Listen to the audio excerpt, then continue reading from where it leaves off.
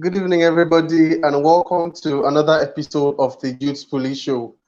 I'm so excited this evening to be here once again. I know it's been quite a while. You guys heard from me, you guys heard from the Pulley.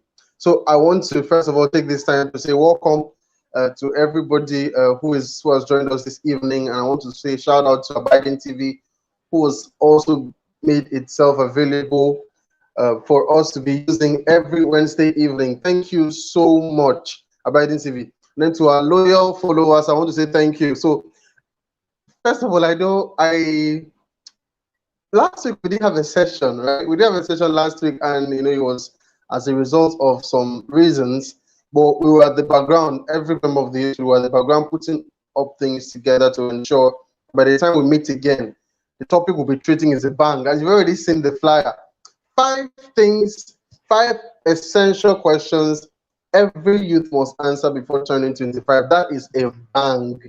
It's going to blow your mind this evening. I just hope you're ready.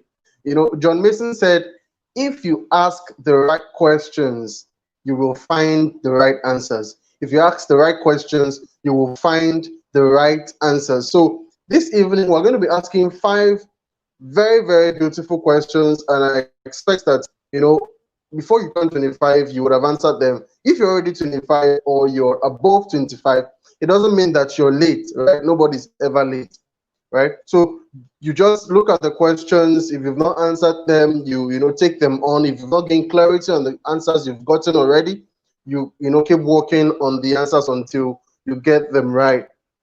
It's actually not easy most times on the hot seat asking yourself these questions. If somebody's the one asking you the questions, it's difficult. But if you're the one asking yourself the question, it is even more difficult because it requires a whole lot of honesty. So I want you to be very honest with yourself when these questions will be asked this evening. There are five of them, and I hope you're with your writing materials and you're ready to write. So maybe you're wondering, Fabian Collins, are you 25 years? Are you above 25? Have you answered all the five questions you're about asking us this evening? So a quick one, I'm just going to answer that before I move on. So I'm not 25 yet, and I've not gained clarity on all the answers for the five questions, right? The answers I have, but most of them I'm not gained clarity on them. So I'm working on it. So you may be asking, so why are you the one talking to us about this?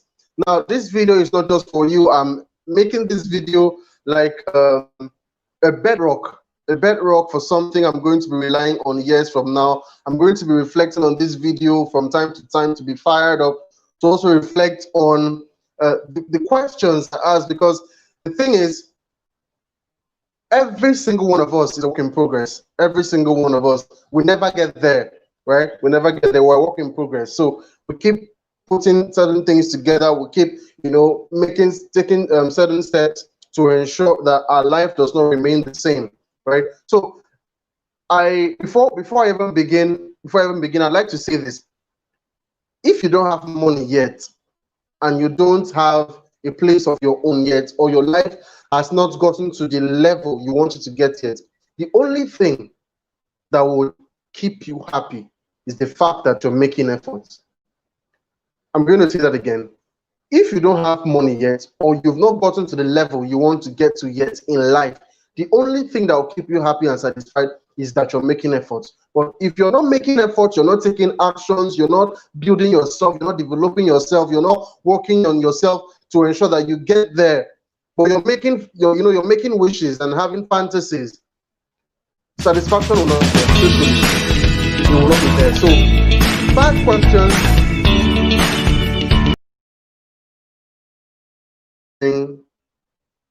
before turning 25. So the first question, I hope you're ready. I hope you're ready for this. If you know someone who is supposed to be here and is not here, I want you to go on and invite the person. If they're your friends, bring them over here. Tell them it's happening here on Abiding TV. So first question, what do you want your future to look like? What do you want your future to look like? That is the first question every youth must answer before turning 25. So you have to sit down and ask yourself, what do you want your future to look like? What is my future going to look like? So now, what does this question reflect? What does it entail? What is the question all about.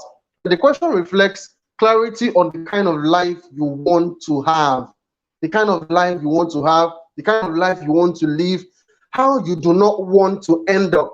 So to start answering that question, the first thing you have to look at is, how do I not want to end up?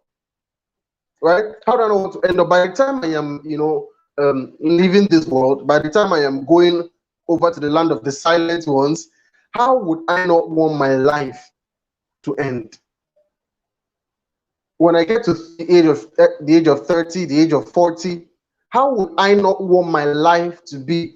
For some of us who have gone through a whole lot of things from childhood, from our growing up ages, we kind of have this clear picture of how we do not want our lives to be. And it is very, very important that these pictures are clear, because there is really nobody who would have gone through hell as a child, gone through series of beatings, lack, abandonment, rejection, that would not want a better future. So how do you not want to end up? That's the first question you have to ask yourself, because it's going to help you to know, okay, like, look, this is the kind of life I know I want to have by the time I am 30, by the time I am 40. So because this is the kind of life I want to have, these are the kind of things I have to do. When you have the clear picture of where you want to end up and where you do not want to end up, you inform the kind of actions you take now. You inform the kind of actions you take now. So you cannot take certain steps without having. Let me put it this way. It is pointless fighting fighting a war whose victory, whose picture of victory you've not seen, right? You're fighting a war, but you've not seen the picture of how the victory is going to be. So let me bring it home, maybe to something that we can relate with easily. Football, right? So let's say Manchester United and Chelsea are playing, and then Manchester United is probably 15th in the table and Chelsea is 4th, and you know that okay, for Chelsea fans, you know that if you win this match, where it's going to take you is maybe the first position or the second position.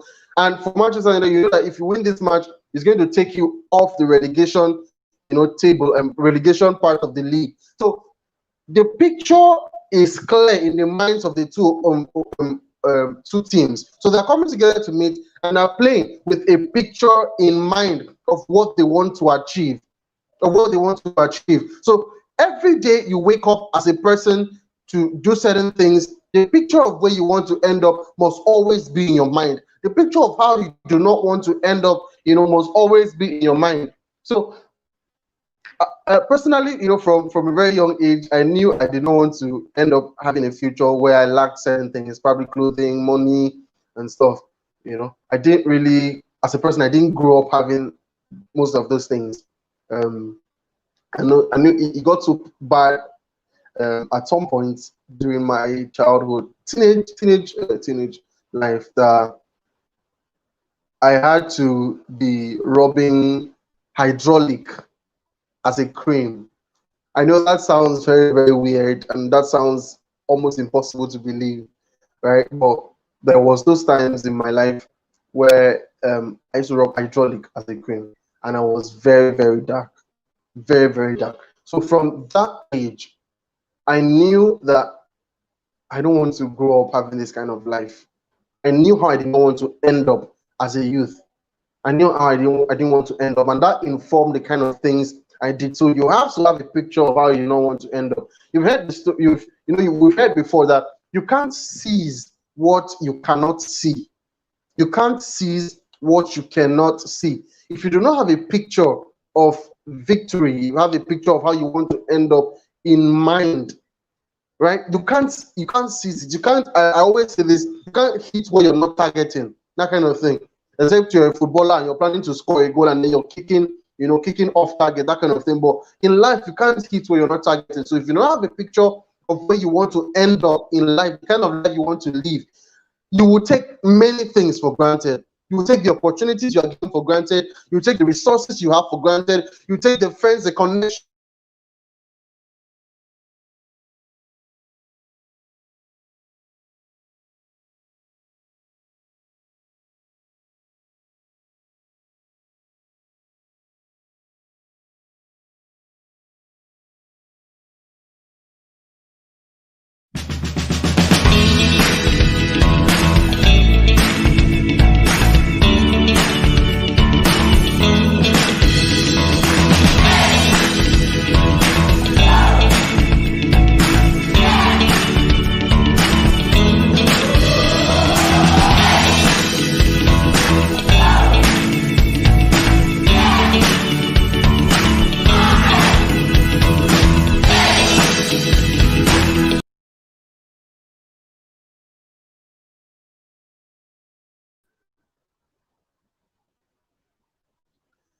Hey, welcome back. I am so sorry about the internet connection.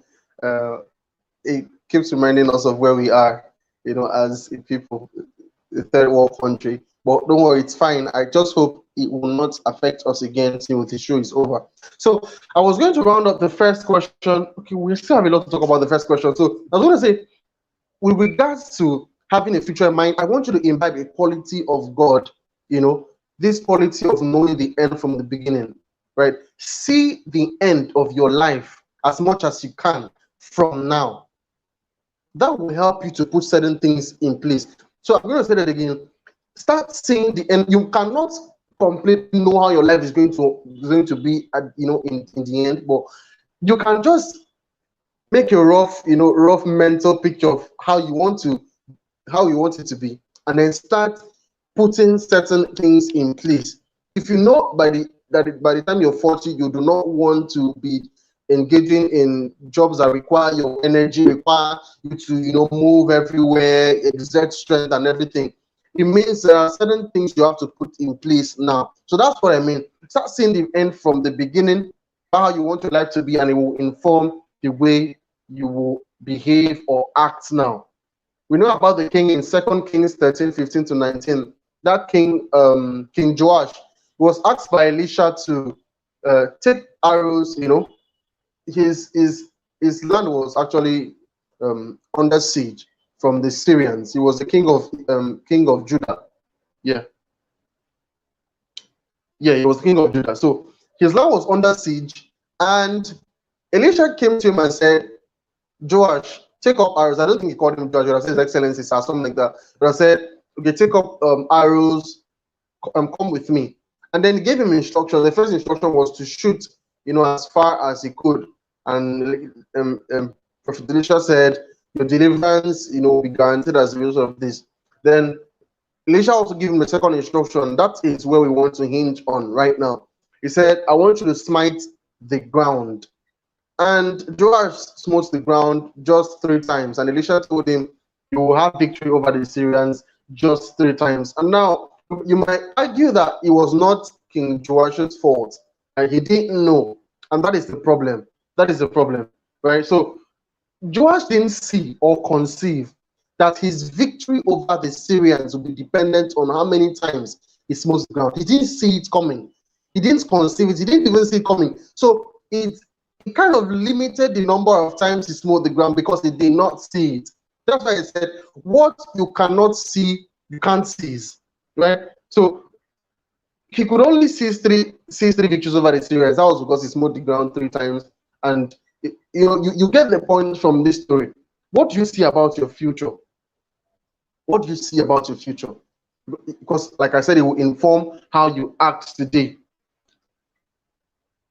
There's no need wasting time doing a whole lot of prayers, a whole lot of talking and all that when you've not seen how your future is going to be, when you don't have any picture of how you want your future to be, how you don't want to end up, as a man, as a woman, as a father, as a mother, how you don't want to end up. You have to have a clear picture, So these are the few tips I'm going to give you. So look clearly at your life, look at those around you, look at the problems your family has been plagued with, the problems, the challenges your family has been plagued with over time. Maybe you're born into a family where nobody has been to the university. You're born into a family where nobody has counted in millions before. You're born into a family where everybody struggles to feed or something. Look at that kind of problem. Look at that plague.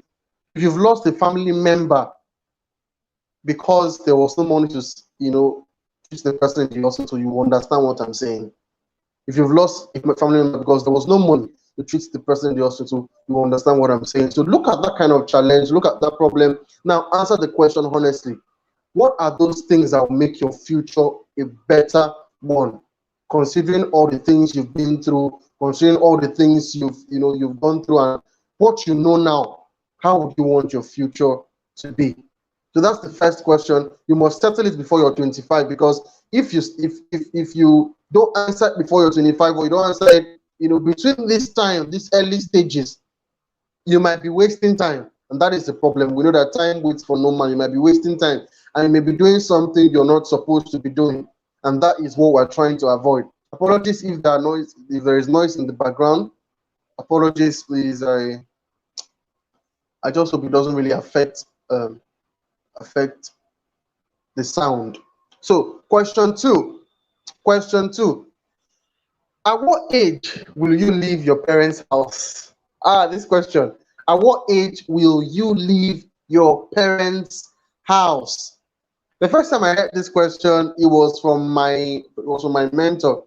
He called me and said, we're talking about something random, and then he just brought the question. And when he asked me that question, I froze in shock because, honestly speaking, I didn't really think about it. Like, I never really gave it thoughts. Like, okay, yeah, I knew at some point I was going to get married, settle down with my kids, but I never really thought about that age where I would leave my parents' house, get to fend for myself and all that. So you have to ask yourself that question before you're 25. At what age would you leave your parents' house? At what age? There are people, I'm talking about male and female now, who are comfortable staying with their parents even at the age of 30. Even at the age of 30, I've seen it before. It's not something I'm saying, um, uh, I'm just conjecturing. I've seen it before. And I didn't judge the person. Don't get me wrong, I did not judge the person. But I just looked at my life and asked myself a question. Fabian, would you like to be with your parents at the age of 30? So if you would not like to be with your parents at the age of 30, at what age would you leave your parents' house? That is the second question I want you to ask yourself, because it will help you. It will help you a whole lot. It will help you to put certain things in place. Now, there are 5 things. I think I wrote 5 things down now. 5 things that will happen when you fixed an age when you'll be leaving your parents' house. Maybe you fixed it and you have it in mind. Maybe you're saying to yourself, I'll be leaving my parents' house at the age of 24. I'll be leaving my parents' house at the age of 25, 26, 27. When you eventually fix the age, whatever number it is, 5 things will happen. First, you gravitate towards higher levels of maturity. You'll gravitate towards higher levels of maturity. There are things you'll start doing so as to set up your life, for set up your life for what's coming. That's after you leave your parents' house. So you'll gravitate towards higher levels of maturity. We've heard that age is just a number, and we've heard that maturity is not as a result of how old you are. Right? There are people who are 40, but they are not mature. Now, the first sign of maturity may not be exactly this, but I know that one thing that will show that you're mature as a youth growing up before you're 25 or even after you're 25 is if you've been able to determine the age you will be leaving your parents' house. And it will help you to start doing certain things. You will take up responsibilities, for your actions. You will take up responsibilities for your failures. You would look out for more opportunities. I think that's the next point. Okay, that's the third point. The second point is you will appreciate time more. This will help keep your focus on more pressing issues about life. You will appreciate time more because you know that maybe by 24, by 25, you'll be leaving. By 25, you will not longer be around these guys. So you have to do certain things. You have to, you get a job if you have to. You have to make investments if you have to. You have to start making connections, putting certain things in place. So by the time you are ready, by the time that age is comes around, you're not caught off guard, or you don't postpone it again. That kind of thing. So it will help you appreciate time more. It will help you appreciate time more and will help you keep focused on what's most pressing. Third is you have the independence mentality early. This mentality is what helps people detach from their parents as regards always asking for support. Right? So before you're even 25, if you're able to answer this question, the third thing it will do to you is it will inject into you the mentality of independence, so you are responsible for yourself. You're responsible for yourself, right? You're responsible for yourself. That is a very, very powerful mentality. It is not often talked about, but it is very important because it goes all the way even into marriage. Any partner that that is always fond of reaching out, to their parents, when things come up in the home. If you trace it, such person spent a whole lot of time with their parents. Maybe the person probably got married at the age of 28 and then was still living with his parents, his or her parents at that age, right? I'm not saying 28 is wrong if you're still staying with your parents, so don't quote me anywhere, right? But I'm saying you have to fix the age where you'll be living. If you say 30 is okay for you, it's fine. If you say 25 is okay for you, it's fine. But you have to fix the age and then start working towards it. So the fourth thing that will happen when you eventually fix the age where you be living in your parents' house is that saving money will no longer be an option. You will know you have to do it, so you have something to live off. Investing funds will be a priority because you'll now be living in the reality of the future, not just now. Fun times will come in handy, yeah, but they won't control your affairs. So saving money will no longer be an option for you. You know you just have to do it. That's when you fix an age when you be living in your parents' house. So you know that by the age of 26 you'll be living. So you start putting the money together, money you'll be using for house rent, you'll be using to pay electricity bills, you'll be using to feed yourself. Because it will not be good if you moved in 1 week later after you moved into your house, or calling your parents, be like, daddy, you are back, send me money, or that kind of thing. Right? So they'll ask you in the first place, why did you leave? Right? So responsibility is what will start, mounting on you once you fix that age where you're going to be living in your parents' house. You know that you are not going to be there forever. So you cannot just be very, very comfortable, very, very comfortable in quotes, like you're not just relaxed totally. So you allow them to do everything for you. You're always going to be on the lookout. You're always going to be on the lookout, right? So the fifth is you'll have another reason as to why you can't fail in your endeavors. Because even when you do, it'll be a reason not to give up. You have another reason why you can't, fail in your endeavors. Maybe you're embarking on a project, you're in school, you're in a particular job, you're learning something, learning a trade. You know you can't just fail because it's going to slow you down. Or even if you fail, you know you can't give up on yourself because you know that at this particular age you have to leave.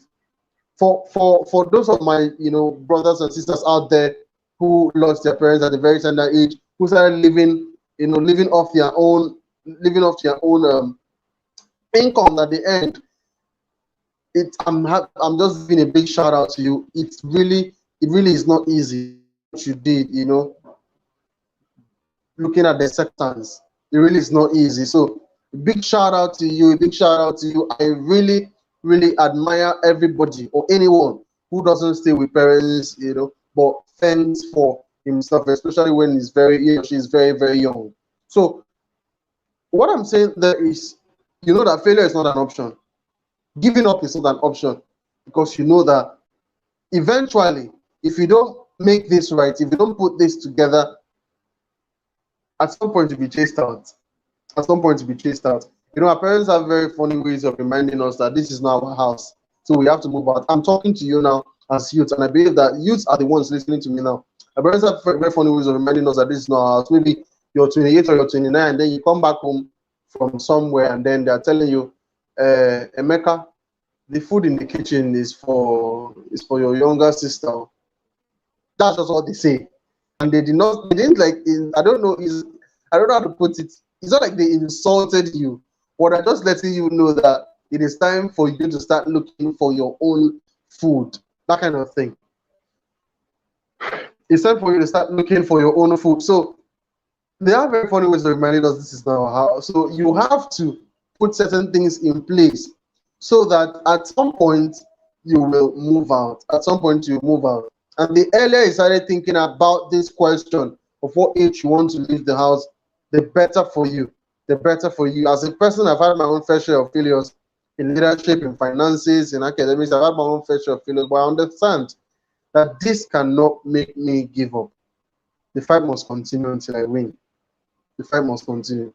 I have my own downtimes and all that, but the joke there is, even when we don't get what we want, we don't meet up with the standards, we don't get to the point where we want to get to, we slip, we trip, we fall, we know that we can't remain down. We have to stand up and keep going. We have to stand up and keep going. We have to stand up and keep going. Because we know that there's every support that is given to us by our parents. One day they're going to ask us, where has it gotten you? What have you become as a result of it? So if you're still around them at that time, at the time where they expect that you should have gotten over the feeling of dependence and started making your own life work, they would ask you questions and you would start feeling like they hate you. So start thinking about the question now. There are times things happen in life and it really affects the age we fix. That's on a realistic basis now. Maybe you fix the age 26 as the age you want to um, leave your parents' house, and then you're calculating. So I'm in school now. I'm in let's say year three now. And I'm in Nigeria. I'm in Nigeria. So I'm saying that for specifically for Nigerian youth who are students. So you fix a particular age, right? And you know you're still in school. You know that accident will happen definitely, as it's happening right now. As it's happening right now. So strike will happen at some point, and you will not be able to continue at the same pace. So just keep in mind that things could go haywire, things could go wrong, and not just the way you planned. But when they do happen like that, you can't afford to, allow it deter you. You can't afford to allow you deter you. In those instances, you may still need to stick around your guys for a while. You may still need to, stay with your parents. You may need to extend the age you fixed for leaving the house. You may still need to extend it maybe by a year, right? Because you can't predict how the Nigerian education system is. I'm so sorry to say, for those of us who are Nigerians, you understand what I'm saying. So that is it for the second question. The first question was, how do you want your future to look like? And then the second question, what age do you want to leave your parents' house? Now, the third question, which is probably the most difficult to clearly decipher, the third one is, how will you make money? How will you make money? I think about this almost every day. Not like almost every day, I think about it every day. How will you make money? If you've heard the quote, this quote, I'm going to say just now. Until you learn how to make money while you're sleeping, you're not financially free. How many of us have heard that quote somewhere? Maybe you read it in the book, you heard it from a motivational speaker saying, until you learn how to make money while you're sleeping, you are not financially free. And as a person, you have never started making money with your eyes open. It has a way of bringing guilt, guilt and depression and pressure on you. So that quote aside now, I'm not talking about making money while you're asleep. I'm talking about making money with your eyes open. How will you make money? Right? How will you make money? That is a question you have to answer before you're 25, because you have to set up structures where money will be flowing into you before you even start thinking about marriage, start thinking about traveling out of the country and all that, thinking about flexing, all those kind of things. How you make money? If you're living off your parents' income, that's fine. That's fine. They want to send to you. That's very, very okay. But eventually, when it's time for you to have your own life, to start your own life, how will you make money? There'll be house rents to pay, right? There'll be electricity bills to pay. There'll be food expenses, money for setting up your house. You will not just go there and then be lying on the floor. You have to buy furniture, bed. You want to make the place look nice. So if you invite someone, the person will think of you highly, that kind of thing. So how would you make money? We find oftentimes that salaries are often not the answer to this question. Salaries are never really enough. Salaries are never really enough. As a Nigerian, you can't think of earning about 150K until you're like in top industries, like the oil industry or industries that revolve around science, technology, engineering, and mathematics, right? There are Nigerian youths who are graduates 30 and above who are earning 25K, and most of them are teachers. And we ask them, like, is teaching your passion? Is teaching something you really love to do? You hear them say no, right? So it is, they would say, like, a condition make crayfish bend. What that means is there's a result of the situation. That's why I settled for what I am doing right now. So most times it gets so bad that there is nothing to eat, nothing to, no money anywhere. So they settle for 25K in teaching in primary or secondary schools. But now the question is, how do you, continue footing your bills with such amounts? How much are you even going to save? That kind of thing. So if you're in Nigeria, you would immediately understand. And it happens, in most countries here in the third world nation. The jobs are not readily available except you have certain skills. We're going to get to that in a bit. So what's the solution if salaries are not like guaranteed? Salaries are not guaranteed.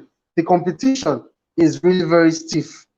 If you're hoping somehow that immediately you get out of school, you get a job, it might not be that, it might not be all that smooth. Sometimes you need to be very practical about these things.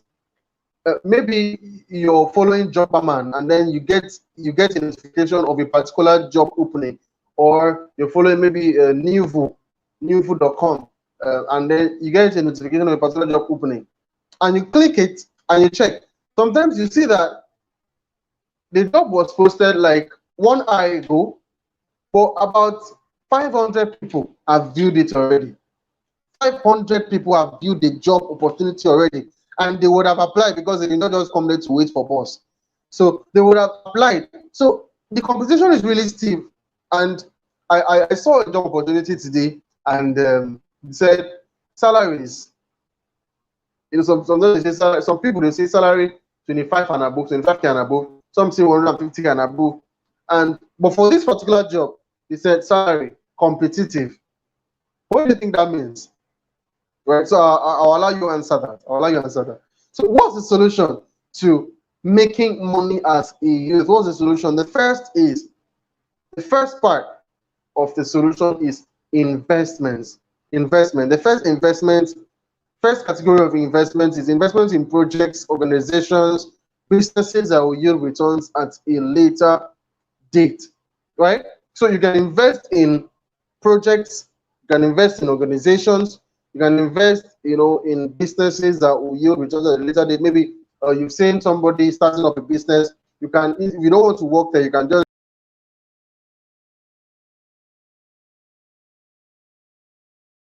sometimes you even say, Stephen, you're talking about investing money.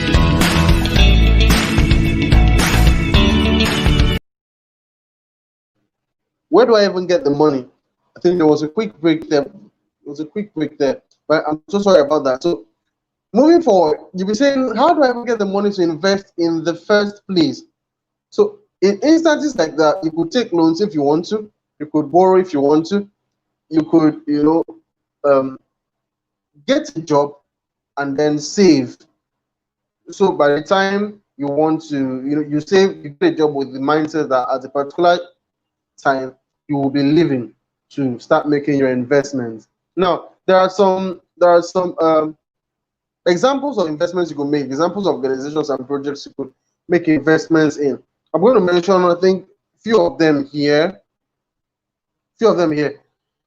So they've not paid me to do this ad I'm doing. They've not paid me to do this, but I'm just doing it so that we can get the information and make investments where possible. So the first one is Skyway. Skyway is a transportation company that wants to revolutionize the way transport systems work. Right, I want to check them out. I think the IPO is still on. If you can buy shares in a company that is coming up like that, so instead of having cars, they want to have, I think, cables, right? If you've seen a picture of a cable before, you've been in one, a cable that transports people on air and has the speed of the aeroplane. instead of moving people on, land and causing traffic and all that. So propose that, and they have been to many countries who have accepted them and all that. So I think their initial public offering is still open. You can check them out and invest there if you want to. You know, those kind of investments, you just do it and then go and sleep. And then not like go and sleep. Just you know what I'm saying. Make this kind of investments, and you expect that like 3 years from now the results will be out and the money will start flowing. The second is long reach. All this long reach, La Buena Vida, and all others.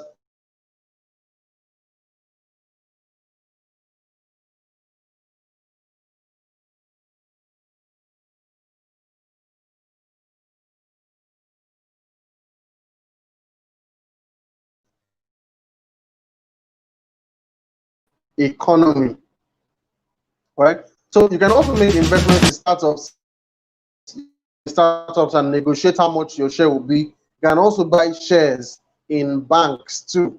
So that's the first category of investments you can make as a youth. The second is investments in knowledge and relevant skills.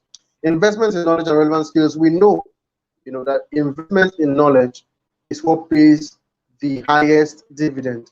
When you have learned and harnessed a skill, you can either work in companies that require them or set up your own company. If you've learned a particular skill and you've harnessed it, you have knowledge in a particular area so well you can call yourself an expert. It'll be easy for you to monetize. What you just need to know is how to put yourself together, position yourself so you can start earning, right? But the first question is, what skill do you have? You're looking for a job and you want them to be paying you 600K. They're asking you, what can you do? What can you do? Right? So beyond knowing how to write and beyond knowing how to speak, what else can you do? What other skills do you have? What other skills do you have? Observe that I said relevant skills. These are skills that are useful in the modern workplace. We're talking about techie skills, and now you can't just say I'm not a tech person, because already we're in a time where it is those that are in that area that are really very relevant. Those are the people having jobs. Skills like social media marketing, product design, that is UI or UX design, email marketing, search engine optimization, blogging, graphics, promotions design, etc., artificial intelligence, programming, right? Those skills are related with technology. Those are the kind of skills that are paying now. So if you get any one of them, learn it very well, and harness the skill, you can apply anywhere. You can apply anywhere where the skill is required and negotiate salary based on your terms. Or you can set up structures to make money off what you know. You can create a course and talk about the skill there. How to get to the level of expertise that you have. Create a course around it. You can create an online university and then talk about these skills. You can also have this community on Facebook where you have your tribespeople, your tribesmen, are people that are really interested in what you do, because they also have the same interest. So that, and also you can also have a blog where you talk about what you do. There are many ways you can monetize a skill if only you learn it and you know it very well. So the third part of investment is that you can start a business. You can start a business yourself. If you're looking to get loans, Visa is giving out loans to small businesses these days. So you can always apply to Visa and you'll get it. So whichever plan you have, whichever investment you want to make, don't be afraid, right? If the money doesn't come the way you expect at the first instance. There are people who have made costly mistakes, who have made errors, financial errors. You can learn from them so you don't make those kind of grievous mistakes too. But even if you do make mistakes and you do lose money, don't be afraid to get back up. Don't be afraid to take risks again.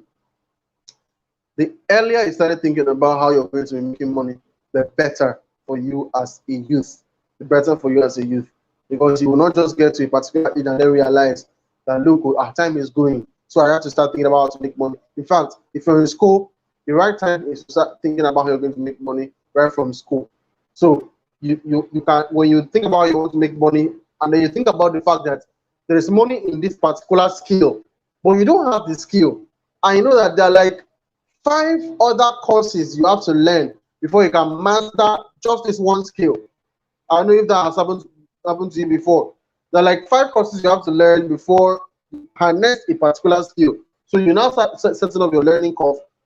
Maybe the first year in school, you learn this particular one. First 6 months, you learn this particular, take this particular course, like that, like that, like that. By the time you're done with school, you've mastered the whole thing.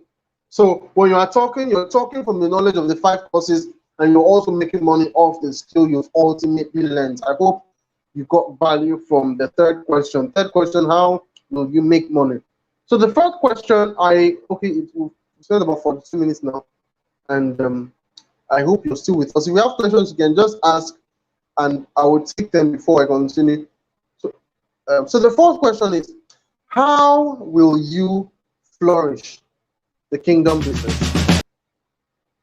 How will you flourish the kingdom business? The kingdom business is God's business. Kingdom business is God's business. And this is majorly concerned with winning souls, expanding the kingdom, and building the faith of the brethren. Concerned with winning souls, expanding God's kingdom, and building the faith of the brethren. You can't truly say you are a son if your father's business doesn't concern you at all.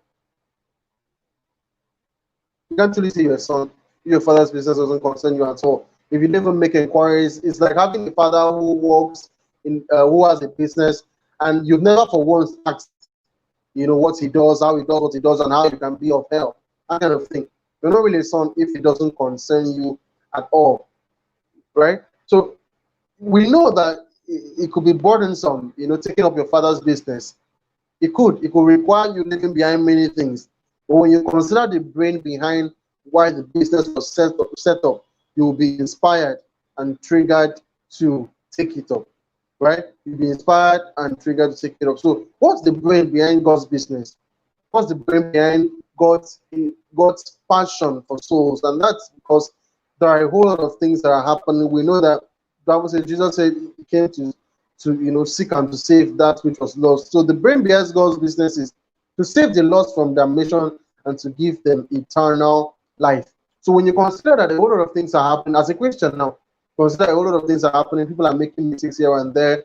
The entertainment industry is becoming even more vulgar, and the message that is being preached on a daily basis is making us think sin is okay. Taking us sin as something very, very comfortable to do. When you consider that and you consider the number of people who are going into it, it would trigger your passion, to be able to go out there and take up the kingdom business. Paul said, "I am not ashamed of the gospel because it's the power of God unto salvation." There really isn't any other way through which a man's life can be changed. We can't change it, no matter how powerful the motivational speaker is, no matter how prolific he is in speaking, no matter how sweet his words are, no matter how good he is at sweet talking, right? Or persuasion or negotiation, you can't change the life of a human being. You can't change the life because he is the one that has the ultimate key to his heart. He's the one that has the ultimate key to his to his mind. He's the one that has the power to make the decision on the choice to change or not. So you can't force it, and you can't make it happen by just motivating him, that kind of thing. Only the gospel has the power to change a heart that is made of stone. Only the gospel has that power. Only the gospel has the power to transform. And this is because it is not ordinary. It is backed up by the Spirit of God. It is backed up by the Spirit of God. If you take for instance, you heard that a man was dying of thirst in the next street, and your father comes and says, okay, so Fabian, so somebody dying in the next street, I want you to hurry up, take water to him. Would you consider the stress of going to the next street, or would you consider that somebody has to be saved from dying. So think about that for a while. Think about that for a while. If the stress is what you consider, well, there's a problem somewhere. But when you know that if you don't do what you have to do, this man is going to die, you would have to get up. As Christians, if we do not take up the responsibility of winning souls, a whole lot of people are going to be lost, and they will not even know it. And they will not even know it. They will not even know it. It is possible it's possible to feel that because by your standards, you're morally right. But you're morally right, so you have salvation and all that. They're two very different things. So another question you should be asking yourself as a youth is, how will I contribute to God's kingdom? How will I contribute to the kingdom business? So you're asking God every time to make your future beautiful. You're asking God every time to open doors for you. We're going to make money. You're asking God for the inspiration and for the ideas to start up a business. And you're asking him to contribute a whole lot to your life. The question now is, how are you going to be contributing to his kingdom? In what way are you going to make his kingdom better? In what way? In what way? In what way? What will you be remembered for? And what will they talk about? Talk about you. Let me put it this way: when you talk about the gospel coming to the Gentiles, right? I know you're in heaven and you're talking about it. You know, it is Paul that will come to mind. Paul that will come to mind. And we have very notable, preachers today and all that who are doing amazing things all over the world. I'm not saying you should be a pastor. You don't have to be a pastor to do evangelism, right? You don't have to be a pastor to do that. And so if the fear is that you're going to become a pastor eventually, it is not a fear. It shouldn't even be in your mind. I like to think of myself as a brother of God, as in a brother in church who is following God. So I do my things quietly, with God in mind, placing God in mind. So how will you contribute to the kingdom business? That has to be a question you have to answer before you turn 25, because it is this youthful age that God wants. I think it's in Ecclesiastes 12 verse 1 that it says, remember your creator in the days of your youth. Yeah, Ecclesiastes 12 verse 1, Ecclesiastes. So question 5, what message will you be known for? What message will you be known for? I'm trying to also hurry so we can finish on time. What message will you be known for? So that's the last question you have to answer before you turn 25. You've talked about how you want your future to be, talked about what age you believe in your parents have, talked about how you want to make money, talked about how you're going to be contributing to the kingdom business, and now we're talking about what message you'll be known for. The first secret to gaining global relevance is having a message unique to you, a message you could spend the rest of your life talking about. Every community, every church, every organization, every person who is relevant, who is notable, has a message they preach. Sometimes this message is what we call niche, right? So there are churches that preach holiness, there are churches that preach faith, there are churches that preach grace and all that. They have their message. There are people there are speakers whose major concern is education. There are speakers whose major concern is with regards to sex, sex talks, relationship talks. There are speakers whose major concern is on human capital development, like this one we're doing at the Youth Pulley. So what message will you be known for? What will you be known for? What will you be known for? So I want you to settle these questions in mind, and I want you to keep, you don't have to have the answers immediately, like at the same time. Maybe just think up, sit down, and then in 30 minutes, about an hour, you figured everything out. It might take years, a year or two, to figure everything out, especially for question number 3. Right? So it might take that long, but all the same, I want you to keep the questions in mind, because they will help you appreciate time more, and they will help you become very alert to the possibilities that your life, your life could take any turn. You make your alert to opportunities, right? If you've decided that you're going to be leaving your parents' house at the age of 24, you will be very alert to possibilities and to job opportunities. So you'll be constantly asking questions so you can know where there are openings where you can jump in and then start making money and all that.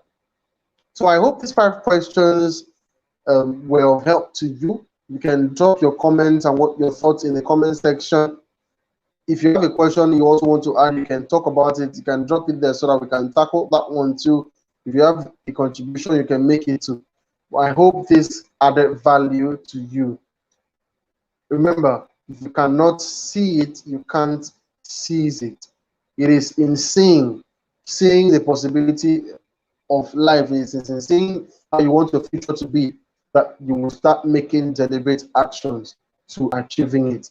The vision is what usually drives passion. The vision is what usually drives passion. When you have a vision that is as big as the country, your passion will always be there. The strength will always be there. The drive to continue will always be there. So I want you to keep these questions in mind. I want you to keep reflecting on them from time to time. So we come to the end of today's session of the Youth Pulley show, and I hope I hope you got value. Right? So we're going to be talking about something else next time we see. Right? So I want you to keep your fingers crossed. Follow us on Facebook. Follow Abiding TV on Facebook, and you will see the contents of the Youth Pulley there. We're also putting up certain things in place so that by the time we're ready, there's even a book we're putting together for you, because we know that we cannot just keep talking like this. That some of us who don't have the data to keep burning every time. So we got this book together where we, highlighted some secrets that you could imbibe to make your life better. So that's about it for this week. Until we come away next time, this is the Youth Pulley Show, and my name is Fabian Collins. Thank you very much for joining us today. Bye.